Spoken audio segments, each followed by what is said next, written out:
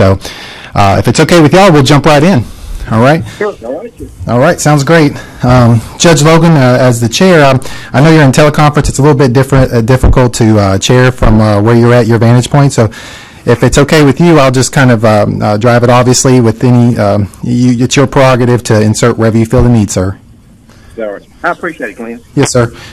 All right. Well, let's. This meeting is called to order. Let's do a roll call first to establish quorum. Judge Larry Logan. Present. Judge Lynn Alexander. Present.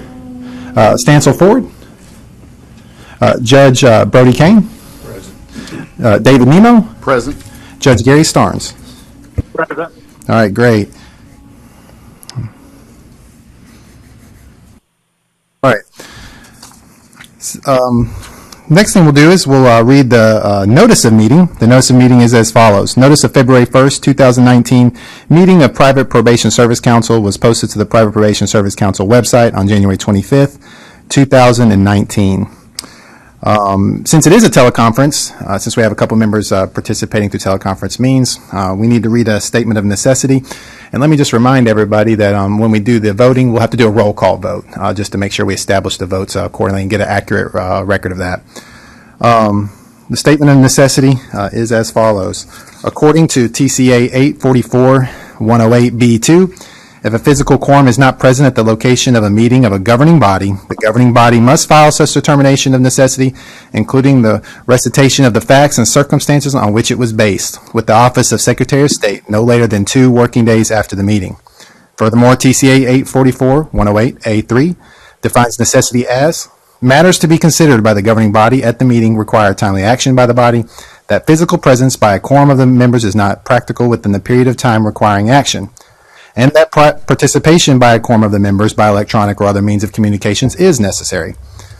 This is the regularly scheduled meeting for the Private Probation Services Council, and the purpose of today's meeting with some of the members attending by teleconference is to discuss the agenda as noticed on the website earlier. If that statement of necessity comports with the intentions of the board, if someone can make a motion to that regard, and then we'll file that with the Secretary of State. So moved. Thank you, Judge Kane. We have a motion to accept the statement of necessity by Judge Kane. Do we have a second? Second. We have a second by Mr. Nemo. Now, if I can do a roll call vote, Judge Larry Logan. Aye. Judge Alexander. Aye. Judge Kane. Aye. David Nemo. Aye. Judge Starnes. Aye. All right, very well. The statement of necessity passes, been accepted. We can move on to the agenda.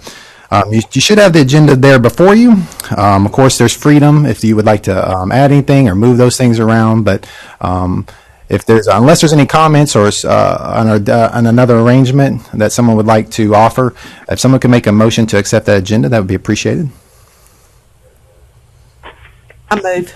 We have a motion from Judge Alexander to accept the agenda. Do we have a second? Second. We have a second from Judge Kane for roll call vote. Judge Logan. Aye. Judge Alexander. Aye. Judge Kane. Aye. Mr. Nemo. Aye. Judge Starnes. Aye. All right, the agenda has passed and has been accepted. We'll move on to the November minutes.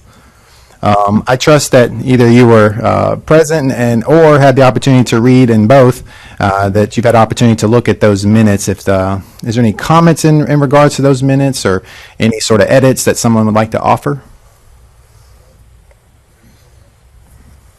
Judge Logan, I move that they be accepted. Thank you, Judge. Do we have a second? I'll second it, Judge Starnes. All right. Judge Logan has made a motion to accept the minutes. Judge Starnes has provided the second for roll call vote. Judge Logan. Aye. Judge Alexander. Aye. Judge Kane. Aye. Mr. Nemo. I'll abstain. Mr. Nemo abstains. Judge Starnes. Aye. All right. Thank you. The minutes have passed. Now for the director's report. Some of these are informational purposes only. Some will be require a vote. There's only one thing that will actually require a vote. That'll be the Roberts rules. The other two are for informational purposes. So I trust everyone had an opportunity to look at the performance audit. Before I jump in, I'd like to entertain any questions, first of all, in regards to that audit. Well, this is Judge Starnes. I have a lot of questions about that audit. There's a lot of problems. Okay. Well, I'll tell you what, if you like, Problems. let me just do a summary then to help kind of frame it, and then folks can chime in at that point. I think that would probably be best. First of all, if we can turn to page 8 of the audit, there's 3 places we're going to go. We're going to go to page 8, which is the findings, page 15 and 16, which are the observations, and then page 17 and 19, which are the legislative considerations, because that's really the heart of what it is. And then you've got the fillers, you got the meats that's supporting each of those items. So we'll start with the findings. That's their conclusion. So let's go to page 8.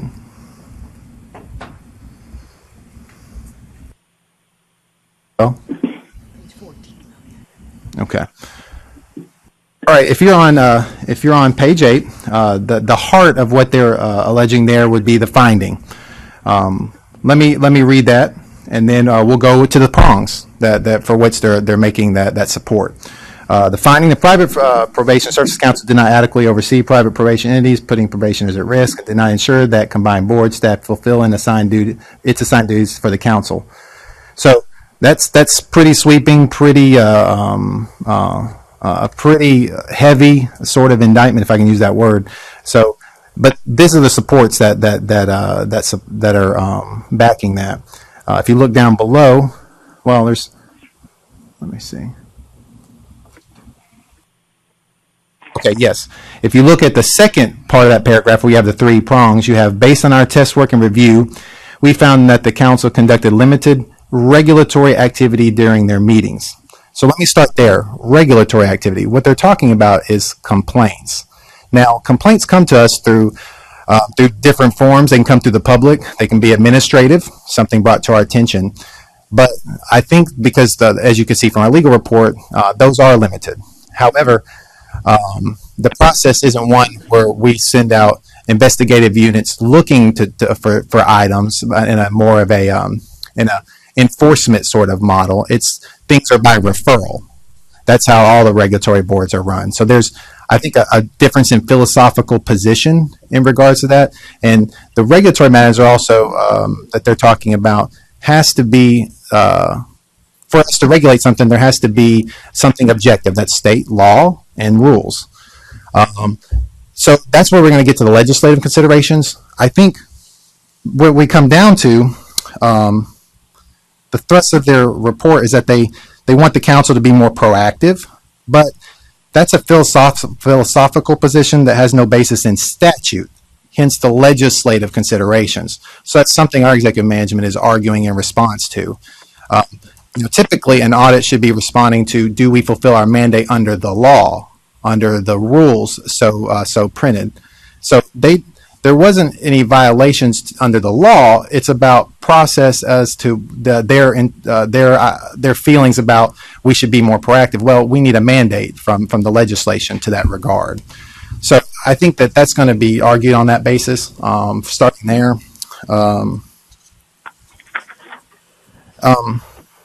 Also,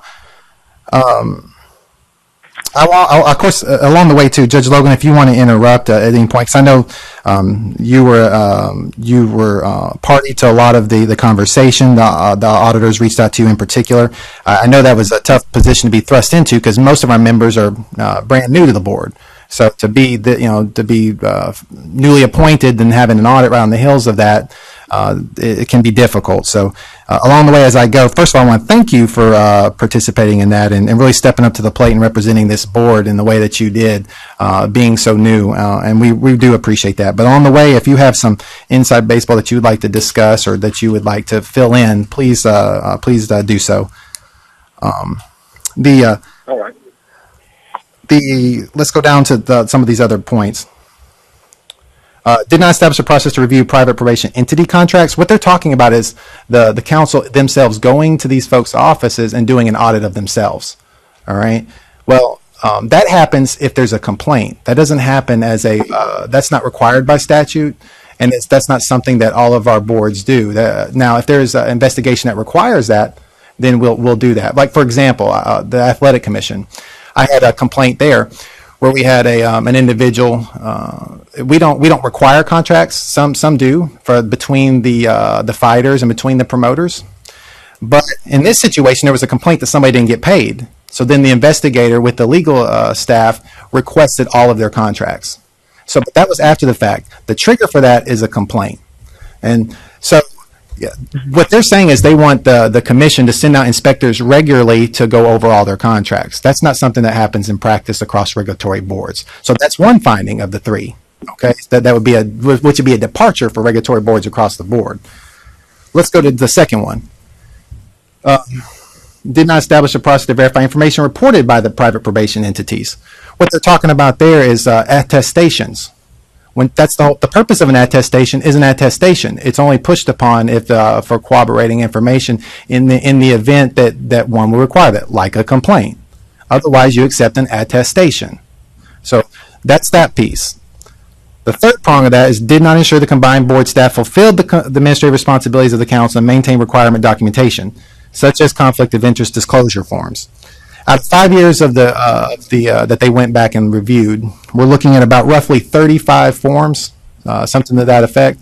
There were several that were missing that weren't on file. So we're talking about, but those that were missing, there was no conflicts discovered in that brief break in self-reporting. So that is their support, the smoking gun for that did not ensure that combined board staff fulfills assigned duties for the council. So you can see that there's going to be, this will be ongoing. The findings aren't final in the sense that they're still waiting on a response from executive management. And some of the things that I've discussed will be some of those points of interest that will be discussed. So that's the observations, the findings. Let's move to observations, page 15 and 16. Hold on just a minute. Yes, sir. I haven't said anything about page 8. Yes, sir. Come on. You're welcome to, of course, to chime in. Yes, Look sir. on page 1 of that report. It talks about what our responsibilities are as an oversight board. And it's got those listed on page 1.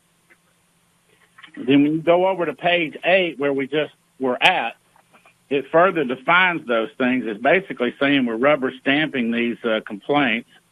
We didn't establish contract information on contract. There's a whole laundry list of things here that are a lot more in depth than what you just went over. And I don't know if we have all of these things set up or not. Do we have rules and regulations that were set up and promulgated by prior boards? Do we have professional standards and uniform contracts for private entities? Do we have all of that? That's required by number 1, page 1.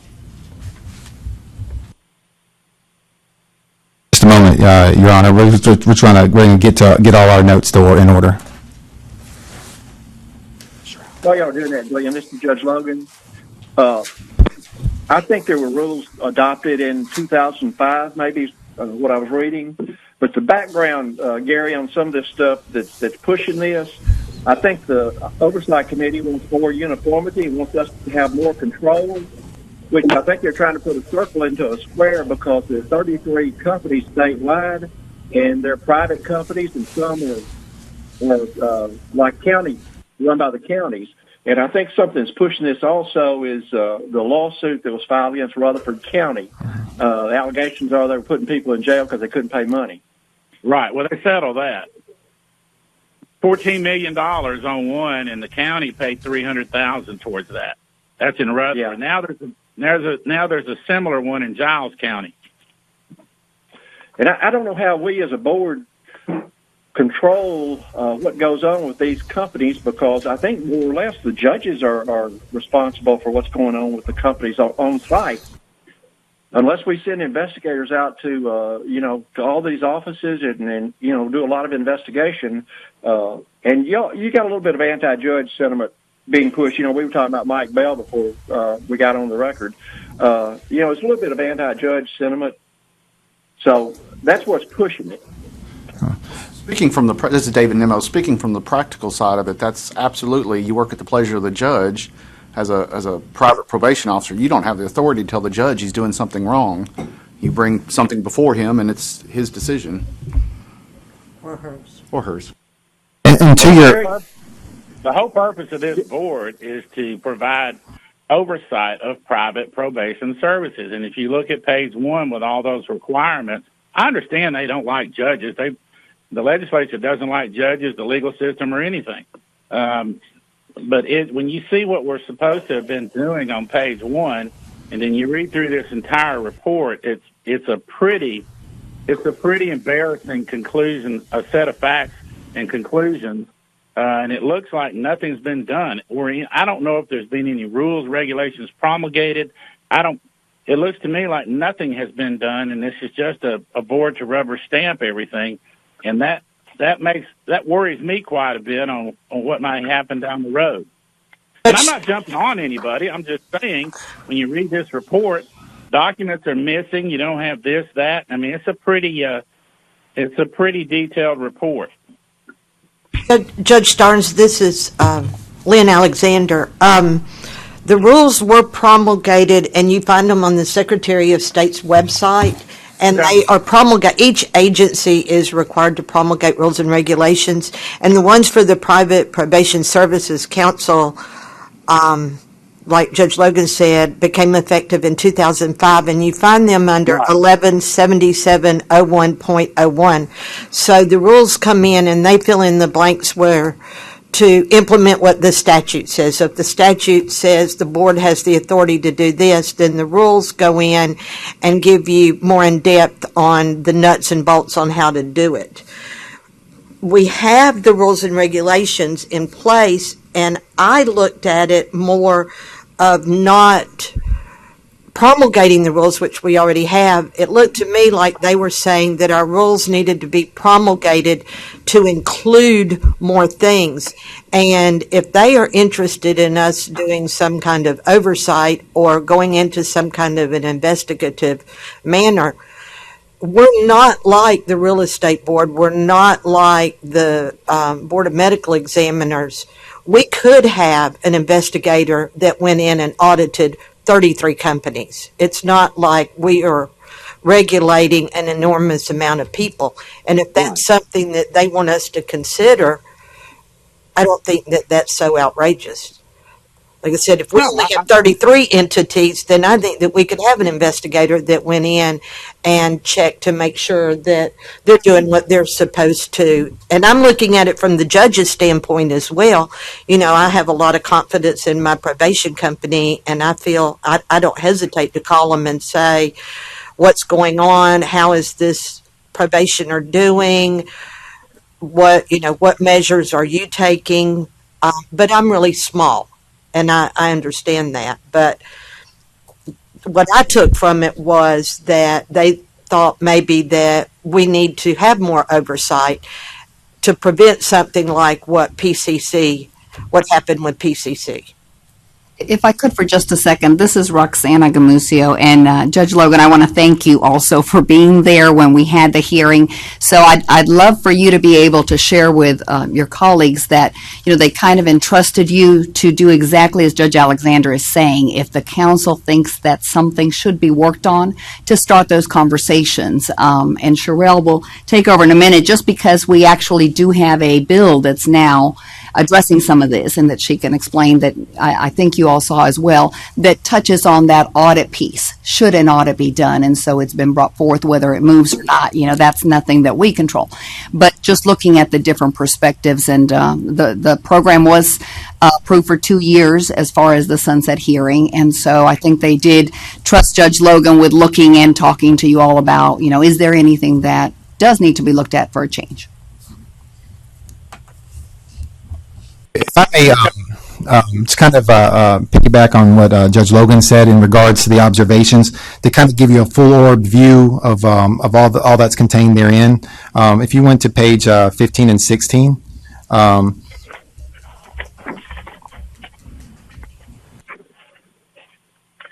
right, so another thing that they're basing their conclusion, their findings on, is observation 1: lawsuits against private probation entities call into question whether the council is adequately overseeing the entities.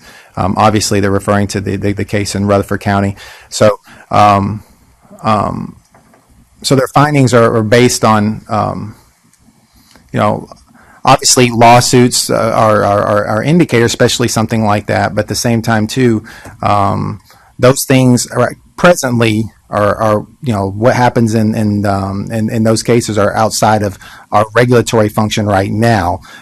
That's why they've made some legislative considerations. If you go to observation 2, you'll notice that right there. That's where they tie it in together. Page 16 says clarity is needed between the courts and the council concerning the division of oversight responsibilities. So they're saying that they're wanting more in terms of rule promulgation and the like. And then we'll go into some of the things that we have done to respond to their findings that are within our scope. If you were to go to legislative considerations, page 17 and 19, that's where they have listed, basically they're charging the General Assembly to look at considering reviewing the statutes governing the oversight responsibilities.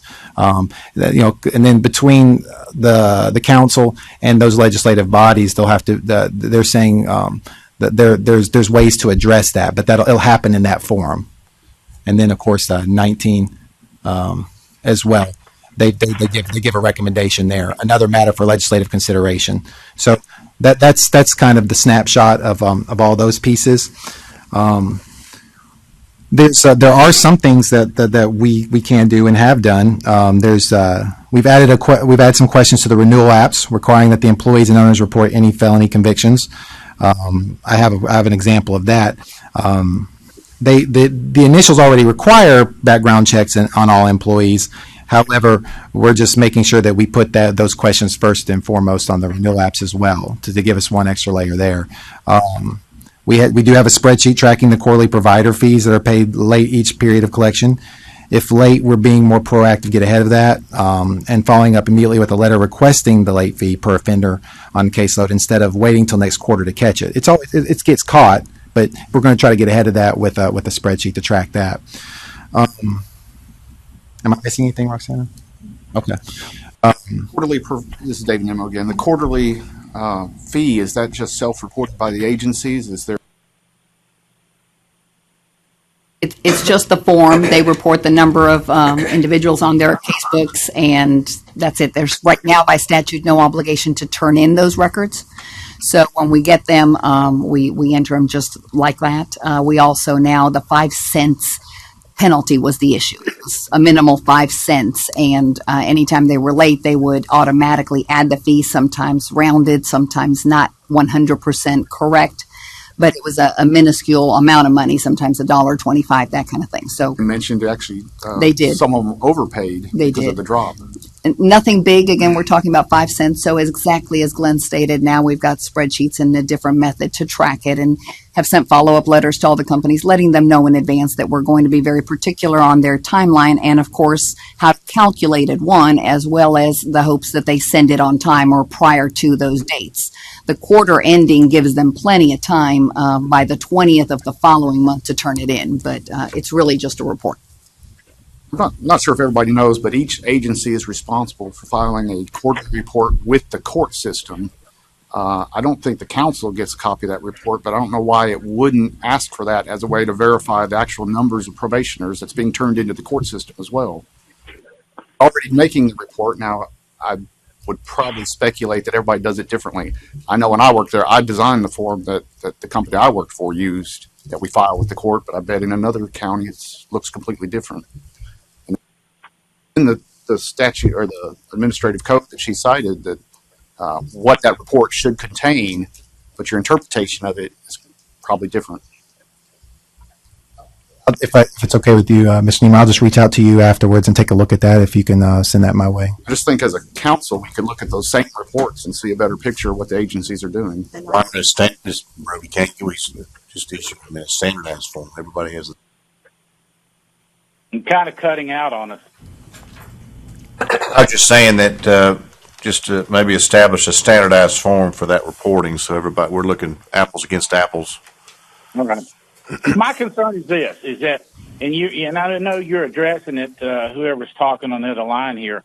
Oh, this is Judge Starnes again. When you read this report, they're saying that we're supposed to do a whole lot more things under TCA section 16.3, 909. And then they say we're responsible for doing all this stuff. And then our response, not my response, but what you're saying is we're just going to tell them, well, that's a problem with the legislature. They're supposed to resolve it and not us.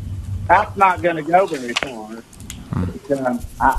I'm not involved in that part of it. But it still concerns me that they say we got to do all this stuff, and then our response is you don't like the judges, or you say that that's not our responsibility. So you have this nick and tuck war between us and the legislature.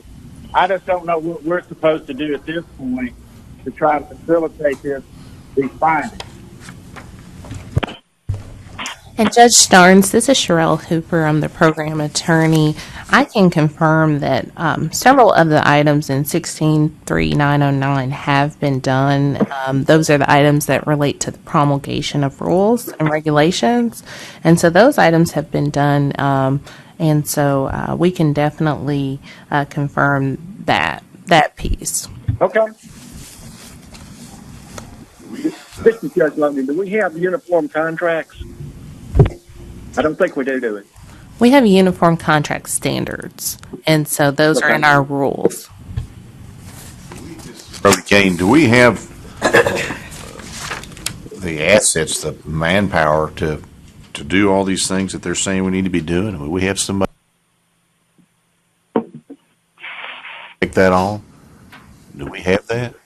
Because I read it, I mean, we're pretty limited in staff, aren't we? We could, other boards have contracted inspectors, so that's something that we could explore, and of course the reserves would have to drive that. Right now the reserves are in pretty decent shape. We're going to talk about the budget here in a moment, so that those are all the things that we'll have to discuss over the next few meetings. This is Judge Alexander Sherrill. Being an old school paper person, I brought my TCA and my regs. Would you assist? I think I'm pretty visual. If we went through 909 where it says what the duties of the council are, could you maybe show us where in the rules that's been addressed, so that way we will see? Because I think you said the majority of them have, and if we go through each one individually, then maybe we can see which one that they think we've overlooked, or we could go back. Okay, sure. Okay. Can do that. I think it'd be helpful. Would that be helpful? Like I said, I'm old school visual, so if I can see, like, I went through and checked who was here so I would know everybody on the council. So I got my little blue pen and my check marks, but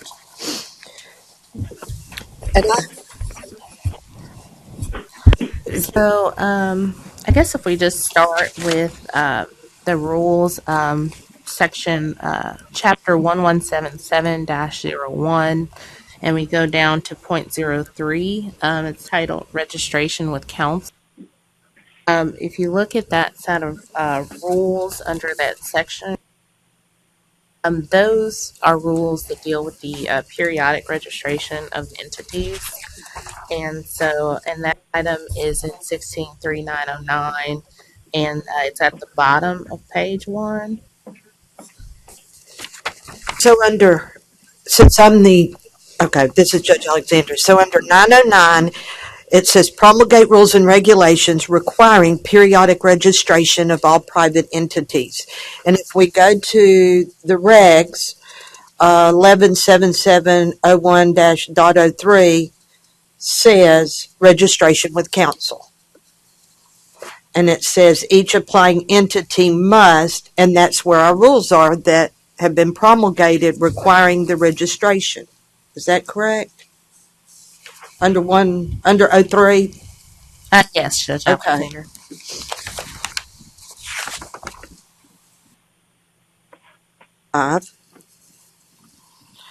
And it says publish an annual summary report. I think that one deals with an action by the council, not necessarily promulgation of rules. And so I would probably direct you all to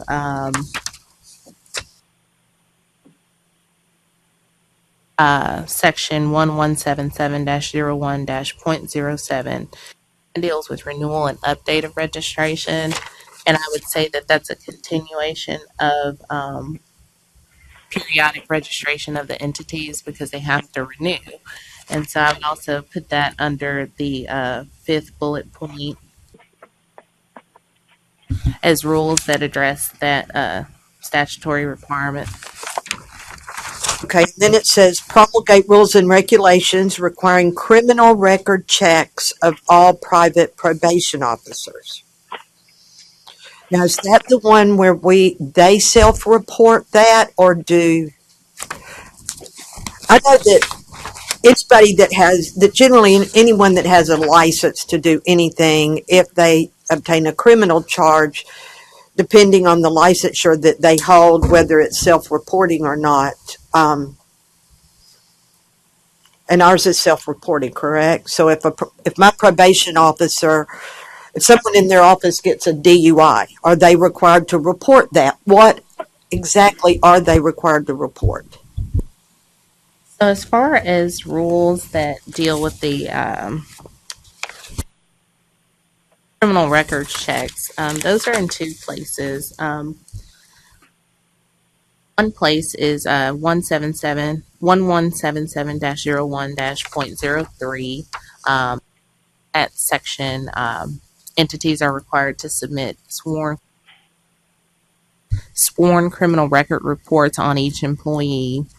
And then if you turn over to section 0.5, this is also a part of their quarterly reports, a sworn statement that a criminal record search has been conducted on each of the entity prior to hiring, and then if a conviction has been discovered, the name of the employee and the conviction shall be provided. And so that particular rule deals with the criminal reporting as well.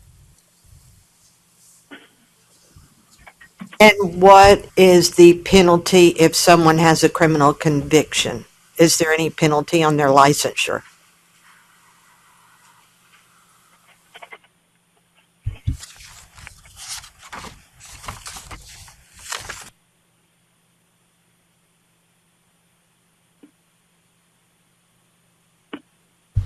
I would have to review these a little more closely. I don't want to provide you with incorrect information.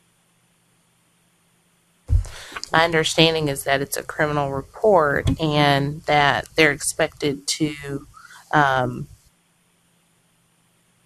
Of someone that works for a private probation company just has to report that they've got a criminal conviction, but they can continue to supervise other criminals? I think there's a relevant rule, but I'll have to research it. I'm going to look for it while we continue in this discussion. I know that under 77-02-05 it says continued clear criminal record, and it says that shall be required to maintain a criminal record free of any felony conviction or plea of guilty or nolo contendere, or of any conviction or plea of nolo contendere for misdemeanors involving moral turpitude, which has always been one of my favorites.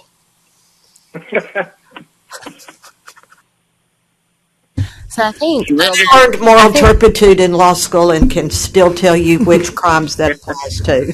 I actually did some research on moral turpitude. There's a little bit out there on it, but as far as the clear criminal record, it looks like a private entity would have to get permission from the council to allow someone on their staff who has certain convictions to be on staff. And so I don't know that there is necessarily a penalty for having them on staff if permission is obtained prior to. If it was not, I would think that that would be a matter before the council for you all to review and determine what the appropriate response should be if that private entity is violated and not sought approval for that person who has the conviction.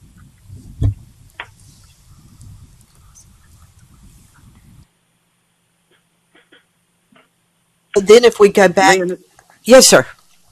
this is Judge Logan. Hey, Judge. I would think if they're violating, if they have somebody with a criminal past on their staff, I think we could do an in-house complaint and investigate that and penalize them if we think they've done something wrong.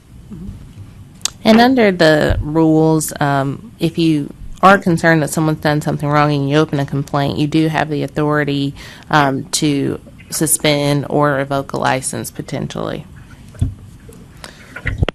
as well as issue civil penalties. And the civil penalties can range up to $1,000 per violation per day.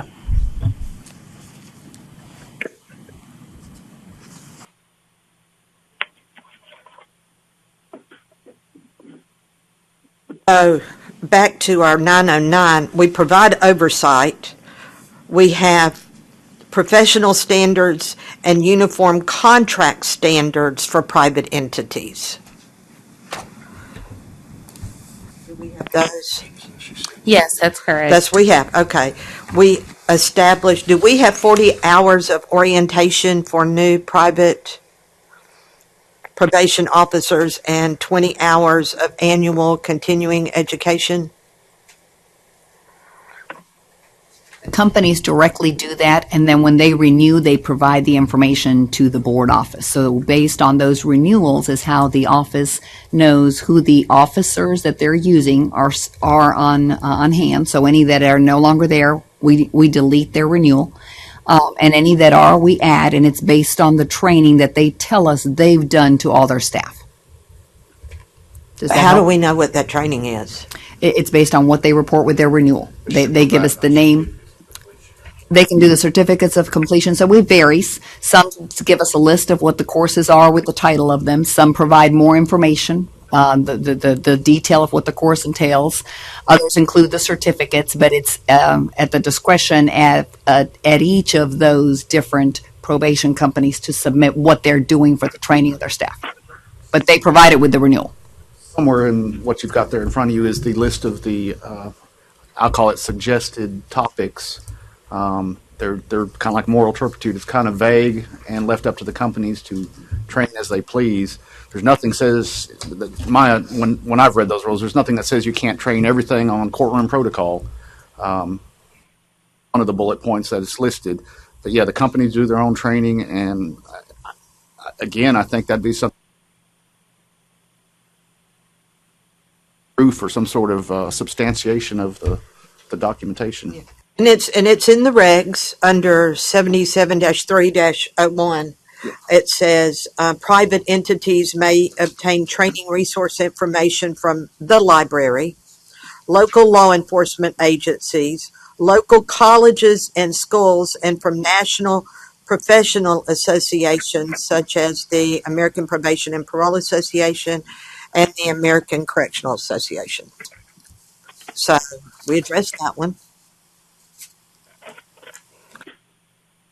The only one left is rules and regs regarding non-compliance with uniform professional standards and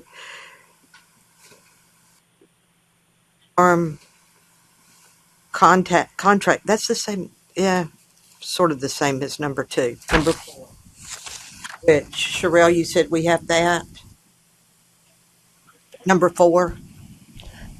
Yes, I think we have that in our rules that deal with the board's authority as far as dealing with anything that violates any of these rules. And so that would be under 1177-02-.06 as well as .07.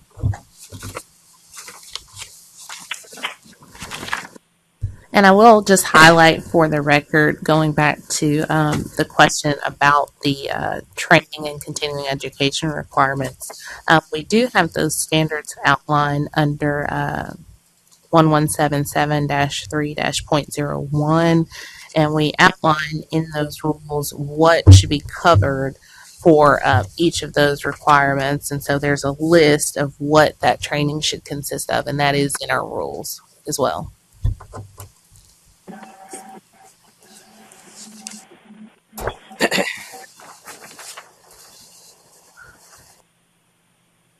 Can I ask a question? This is Judge Starnes.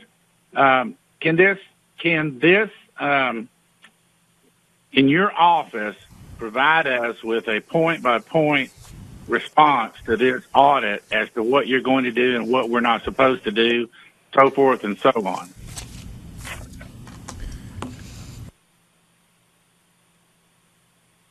So this is Roxanne Agamusio again, Judge. At the hearing in the middle of December, administration responded to everything. Judge Logan was there. I'm happy to turn it over for him to give some input as well on that. But so a response has been made to all the points. In the next 2 years, before the next sunset hearing, we will be presenting at that time any changes, recommendations. So we've got this timeline actually, as opposed to just responding, to decide at the council's discretion, what do we think we need to work on? What added things, if anything, we need to work on? So the response has been done at the hearing by administration. I believe it's in writing. The official bill with the 2-year extension is done. So that piece of it is done. And in the next 2 years, we can finalize anything else the council wants to work on. Between Glenn, myself, and Sherelle, we will look at research that you want us to do, suggestions. Again, I mentioned a bill that was filed this session that we'll discuss that proposes some of this, whether it goes or not. And so we can work here in the next 2 years on all these pieces. Internally, we've already, as Glenn said, made several changes. Some of the documents they couldn't find are documents that are very old that were lost due to the flood, and more importantly, based on records retention, we really didn't have. But everywhere we're internally being able to look at things and make changes, we are. So I think the bigger changes, whether we need some rules or some added consistent training, that's what we can start working on for the next 2 years. Judge Logan, did I miss anything as far as explaining what all took place during the hearing, kind of what's expected next of us? Yeah, this is Judge Logan. Gary, they have a lot of anecdotal, well, not a lot, but some anecdotal situations where, somebody, one of their voters was on probation and lost his job because he had to go to a probation meeting, some things like that. But when I first got there, I thought, gosh, this is bad.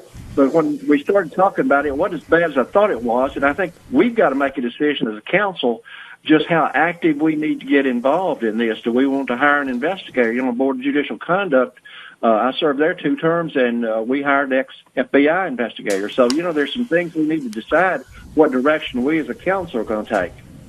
That's what I'm looking for. That's what I was trying to say earlier, but you said it a lot more artfully. Can we do that? Do we have the authority to do that?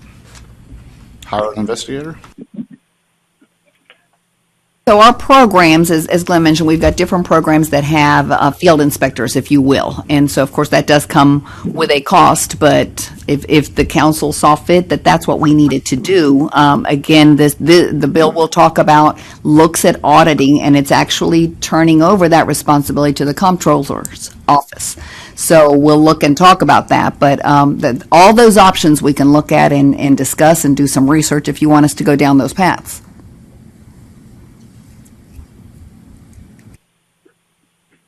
Have an inspections team, as Ms. Gamusio referred to, and investigators as well that can be tasked. But if that's a specialty that requires something to augment that team, somebody dedicated, then we can look at that as well.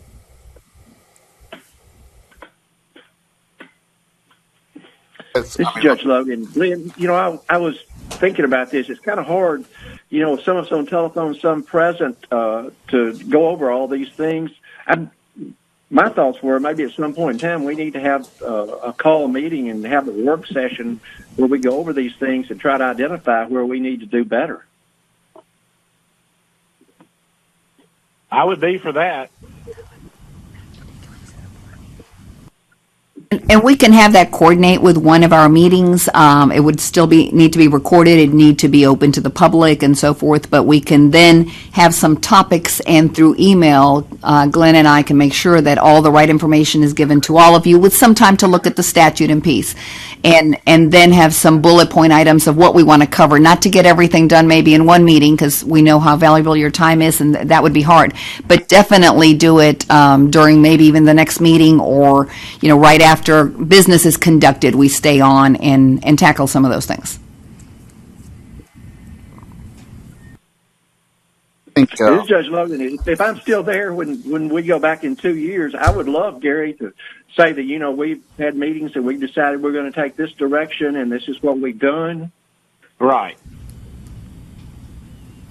It's just a matter of how actively we get involved on at the side of these 33 probation companies. It's kind of hard when, it's just a patchwork of stuff they want us to bring uniformity to. We can can't we call specially called meetings for that purpose? Yes, sir, you can. Well, then that's what we probably need to do and have a work session. Okay, what I'll do then, I'll try to reserve a room and then throw out some dates to everyone, and then we'll just have that discussion then. Of course, I'll blind copy everyone so we don't stumble into a run afoul of sunshine laws or that regard. But just feel free to respond to me, and then we can work that out. And Gary, we've got 2 years. It's not like it has to be done next week, but I think I would like to do it as soon as we can. And I agree. They were really concerned about the lawsuit.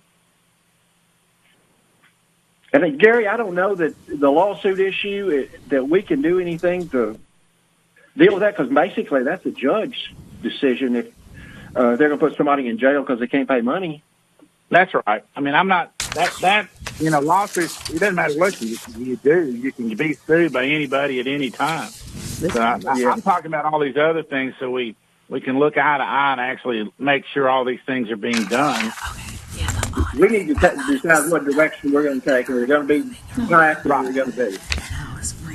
Here you go. That's what I was thinking. Okay. Are there any other comments in regards to the audit? I think just in the interest of time, it might be best to take that up at the work session. I don't know. Yes. I agree. Why don't we do that? Just move on. All right. Let's move on to something else. All right, sounds good. Then we'll take it up then, and you'll be hearing from me soon with those dates, and then we'll lock something in at that time. Okay. The other, I guess, the only action item under Director's Report is Robert's Rules.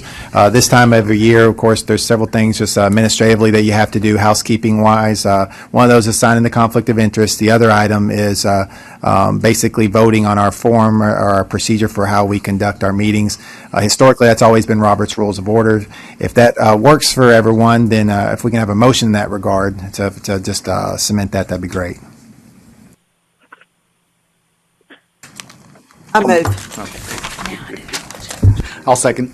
Right, we have a motion by Judge Alexander and a second by Mr. Nemo. Roll call vote then. Judge Logan?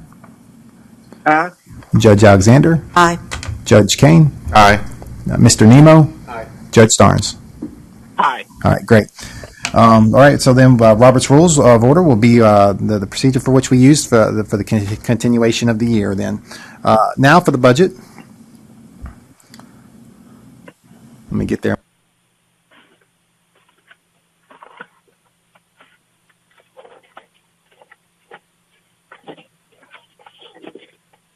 All right. As promised at the last meeting, I wanted to give you a comparison of the fiscal years prior before we do the deep dive into the trend for this particular fiscal year. And then also just give you kind of a snapshot of the overall health, where our reserve is. To just go ahead and give you the punchline, if you go to the bottom right-hand corner, the reserve balance there is $702,000. So that's where we're at. That's our reserve. That's a pretty good reserve given the size of the council. Now, to show you how we got there, we'll go fiscal year by fiscal year. You'll notice that we've been building the reserves each year. It's just simple math. I mean, you spend less than what you're bringing in. If you'll notice that you have line items there for payroll expenses at the very top. And we've got two categories, okay? We've got expenditures at the very top, and then we've got revenue there or at the bottom. So you've got your Edison expenditures, which is basically employee benefits, payroll, things that such. It breaks it down in particular for payroll. And then you've got other Edison expenditures, which are line items, which you'll see some of those codes, third-party professional administrative services, let's see, state professional services as well, which, rent and things of that nature is what that is. Of course, then you go administrative cost backs, which is more expenditures.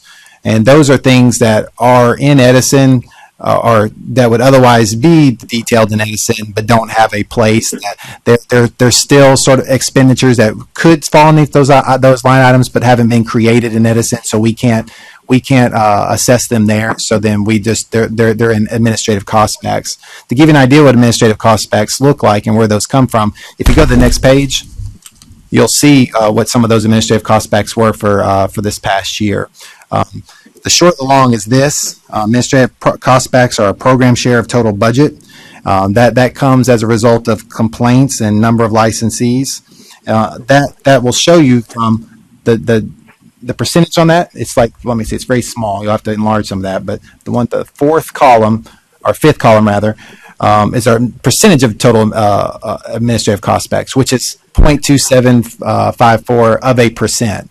What it means is like all the expenses that come in, all the program share, which in this case were roughly about $8 million.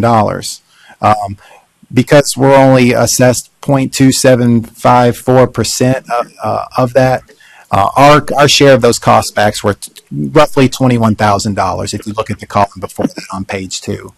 So, and those are just all those line items. If you were to go back to page 1, rent, things of that nature, vendor services, anything that you can't put under Edison that would be an expense to regulatory boards in general, shared by all the programs, then that's broken down by program, and they assess that based on the complaints and number of licensees. If you've got, obviously, Cosmo Barber's share, that's going to be much larger because they've got 60,000 licensees and they've got a ton more complaints than Private Probation Services Council is. So they're going to be They're going to be in the double digits, probably 15-16% of the total cost backs. Whereas we're a fraction of 1%, given the size of us and our complaints. So that's where administrative cost backs come from. If you see that, that's what that is. Investigation, legal cost backs can be pretty hefty depending on how many complaints you have, or in this case, you'll see a spike in November because they were working the audit. So that's assessed by the billable hour. So there's going to be a spike in anytime we have to use legal services. So that's what that is. If you go down, and of course, licensing revenue beneath that, what we take in, and then which has resulted in a surplus each of those years, giving us a total of $702,000. If we can, we'll move on to the trend analysis for this fiscal year. And you'll see it's broken down by revenues on top, expenses at the bottom. Regularly, you'll notice that we do run in the red a set per quarter because of the quarterly provider fees. That's always puts us back in the surplus. If not for that, then obviously it'd be a different story. As you'd see a lot more red here. But so every quarter, pretty regularly, you'll see red, and then you'll see that surplus at the very bottom of that. So that's always giving us a boost each quarter. So you got licensing revenue. You've got case revenue, which is basically whatever was assessed, penalties that were assessed that come in when are paid. But because the complaints are so low, you don't see any right there in the first 4 or 5 months. But then you've got the state reg fee, which is basically it's a reduction of revenue. It's an accounting term. To me, that seems like an expenditure, but they said it's a reduction of revenue, which means it's a workaround. Fiscal prints out our licensees for $5 a pop. And so instead of them line itemizing that, they just put in a reduction of revenue to show that that's a workaround. So that's that piece. You've got your Edison expenditures, which are everything on the last page, all the little different line items that you may have from anything from payroll to rent to pins to whatever, we'll go in there. But then in addition to that was that administrative cost backs. Whatever we can't fit into Edison because it doesn't have a line item for, but would normally go there, it goes in administrative cost backs total program.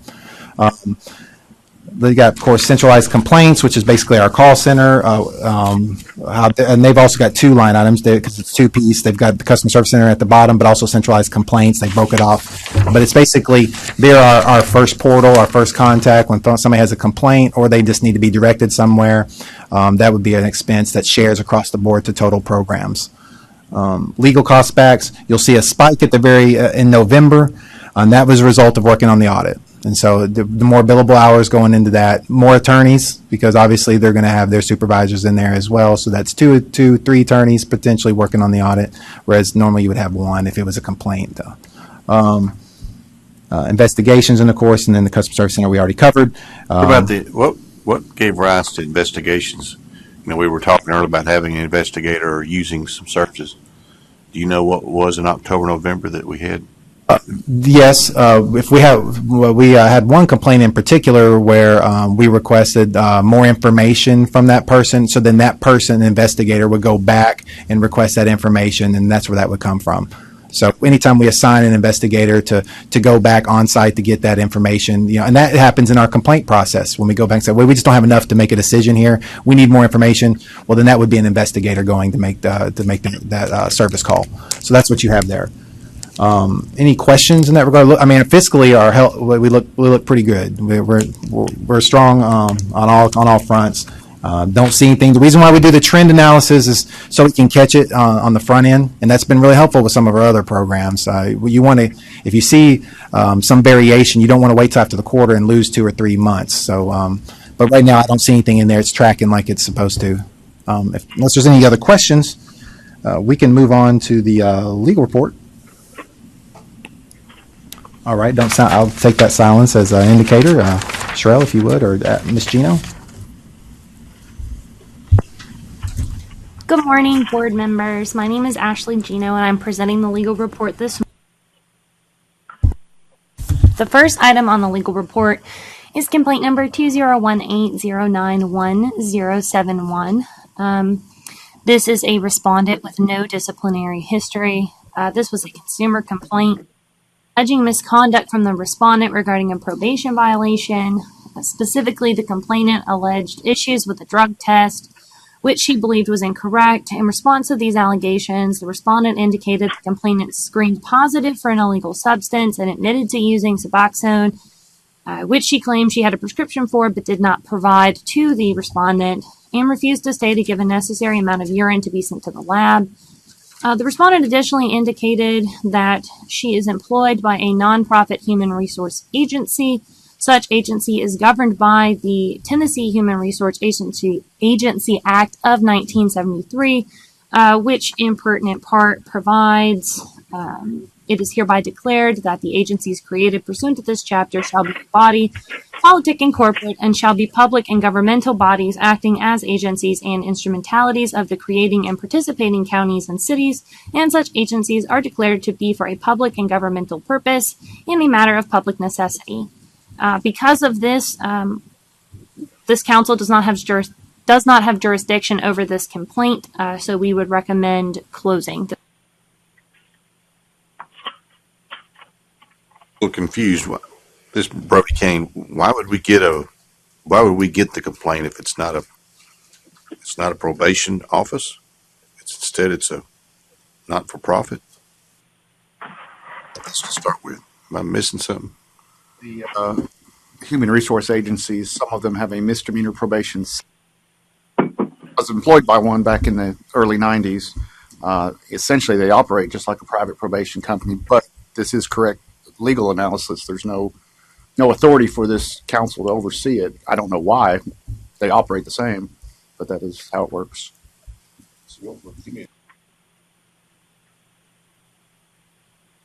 Like in our area, the Upper Cumberland Human Resource Agency has a section that was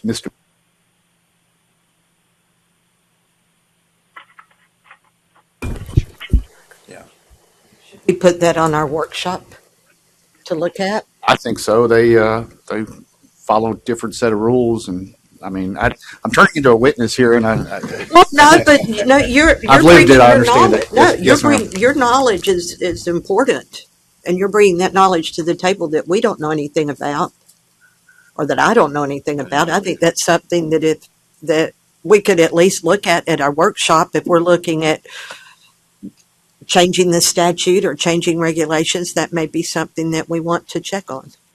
Made to know that, and we'll do that workshop like we've done with some other programs when they have committee meetings. Is just agendize that so that we can run Sure. down those and then of course expand or check those off our list as we go. I'm assuming this nonprofit human resource agency, it's not one of our listed 32 or 33, right? The way, if I could add, the way complaints are open for all of our programs is if it comes in, it's open. It becomes a complaint that we've got to deal with, close or address. It can't just be it's outside of our jurisdiction. Correct. We've done that with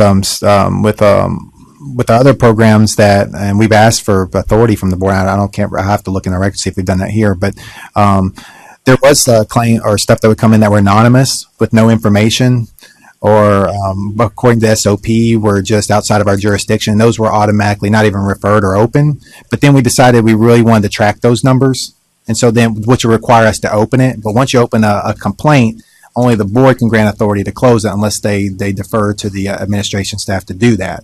And so in this case, that's what happened. It was just outside the jurisdiction, but because due to their protocol, they went ahead and opened it.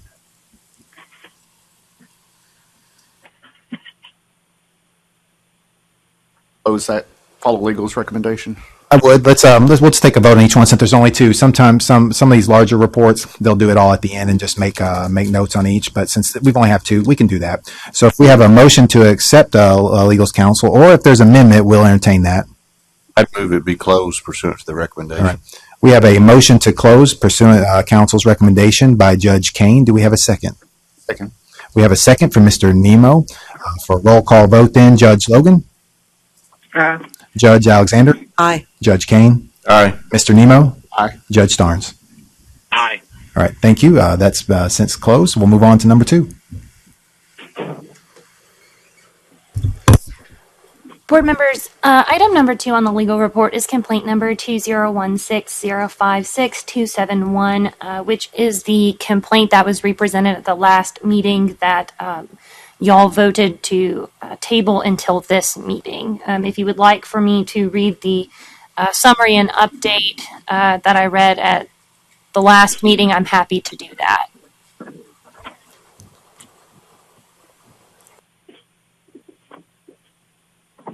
This case was previously... Go ahead.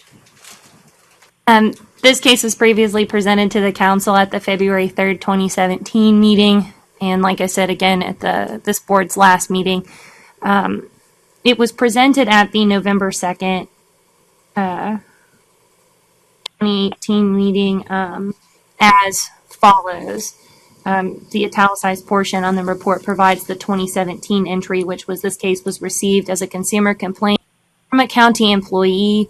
The complaint alleges that the respondent is providing unlicensed probation services subject to an investigation. The investigative report reveals that the respondent is providing private probation services without registering with the private probation counsel. The update that was provided on November 2nd, 2018 read as follows. Upon further consideration and analysis, respondent does not appear to be providing private probation services. According to the owner of the company, respondent is an electronic monitoring firm which provides active monitoring 24/7, 365 days per year. Respondent predominantly provides alcohol monitoring. Respondent also has provided GPS monitoring for defendants who are on court order to be unsupervised but electronically monitored, such as sex offender registry violations that are not eligible for a bracelet, but the court wants them on GPS for a period of time. As part of its monitoring, the respondent gathers information and reports that information to the supervising authorities, prosecutors, and or the court. Respondent indicated it does not supervise probation. Respondent also indicated it does not have, nor has it had, any clients who are receiving court-ordered counseling through it. An investigation was conducted which revealed a majority of the respondents' clients are pretrial statutory mandated bond release offenders that have a second or third offense DUI. However, the respondent also has clients that are post-conviction and on probation with court-ordered alcohol use constraints, but it only provides the electronic monitoring with respect to these clients. As such, it does not appear respondent is providing private probation services, and therefore this complaint should be closed. Legal's recommendation at the November 2nd, 2018 meeting was to close this complaint.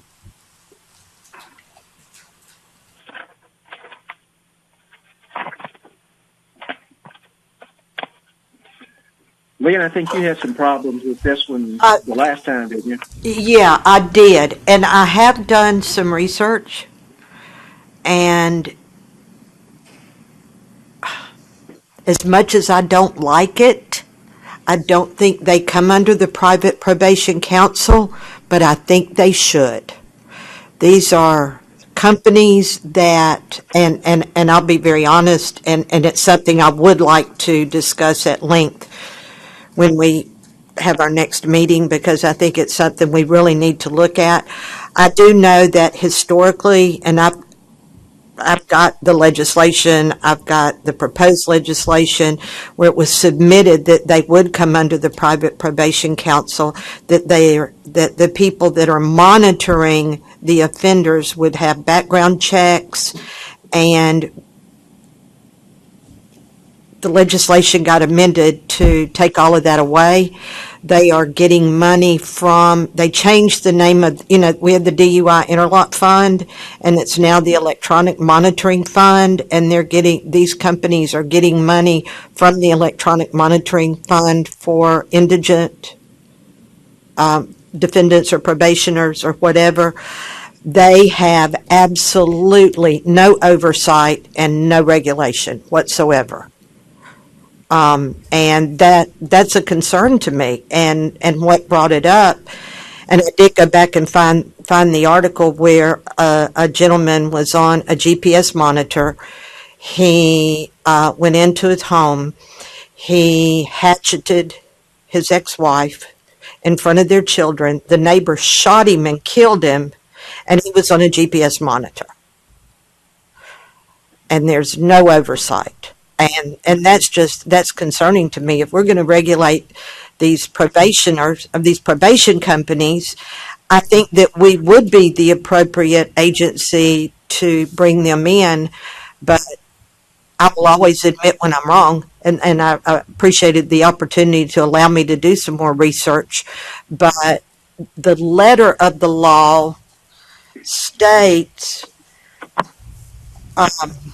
and I went into the regs and I went into the statute, but the statute says privately owned and operated corporation, entity, or enterprise that contracts to provide general probation, supervision, counseling, or collection services for purposes convicted of a misdemeanor and placed on probation.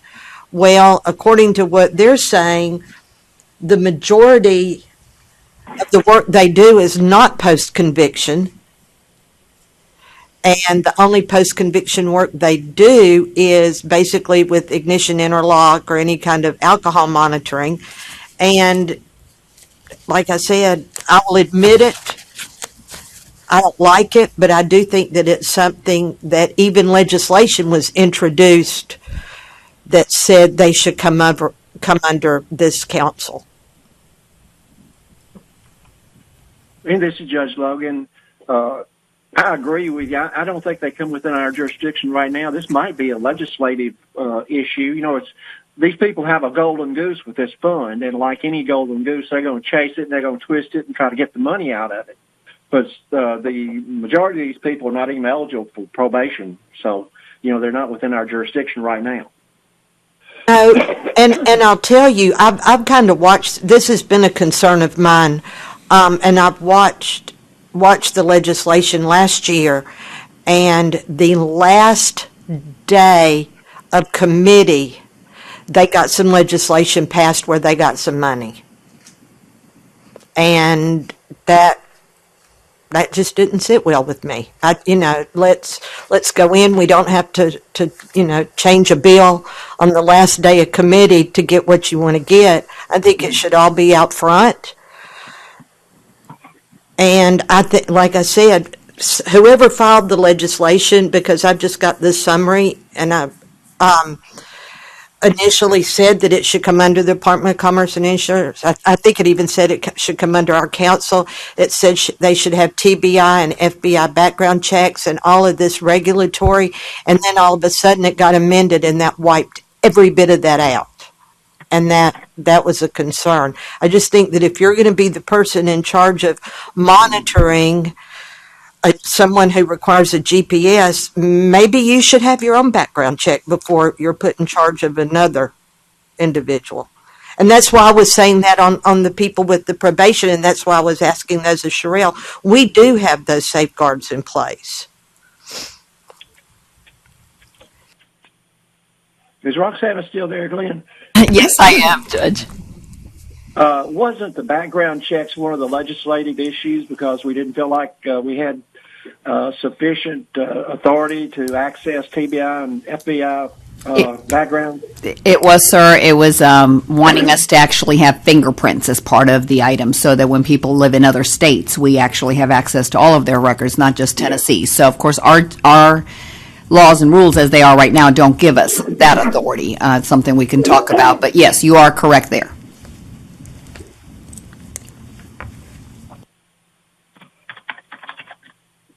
Gary, I think you had agreed with Lynn the last time, didn't you? You had a little bit of problem with it.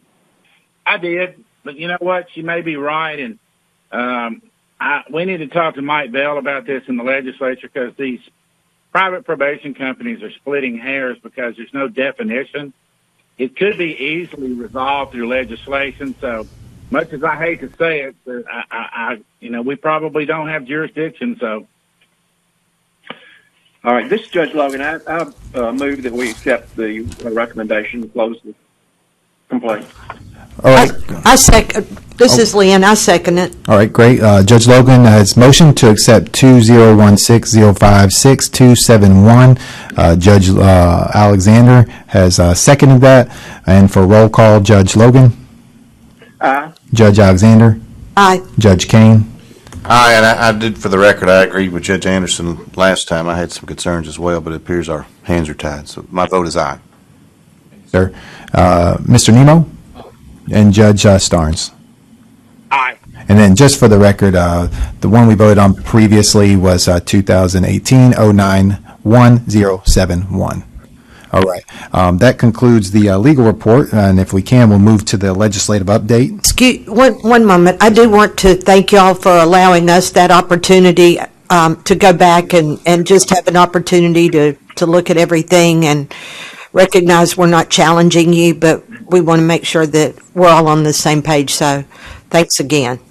Thank you, And Judge. thank you all. We're very appreciative of your involvement. Thank you.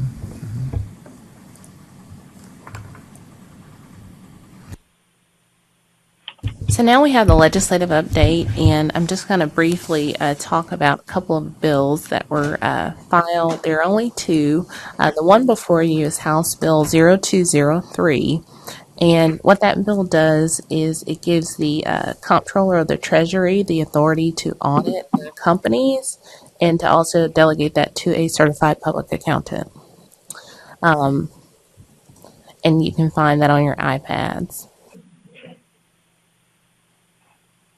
Second bill, SB 0141, is just a sunset bill, and it extends the Private Probation Services Council for 2 years, such that it would expire June 30th, 2021.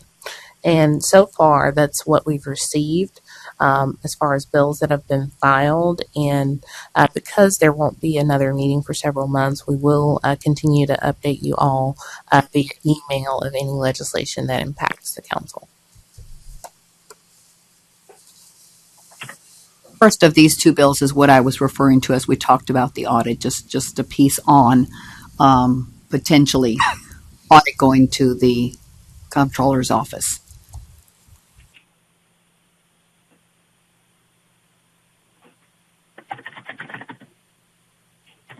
Do you need a motion, Glenn? No, sir, that was just informational purposes only, but thank you. I don't have any comment on that. Is there any comments? Okay. If we can, then we'll move to new business. It's just an opportunity for the council to address any concerns that they had or anything additional that they would like to add that not otherwise already discussed or agendized. Is there any comments in that regard? Okay. You'll be hearing from us shortly then in regarding to the work session. I'll be needing your input as we put that agenda together along the way. And of course, Mr. Nemo will be discussing that as well.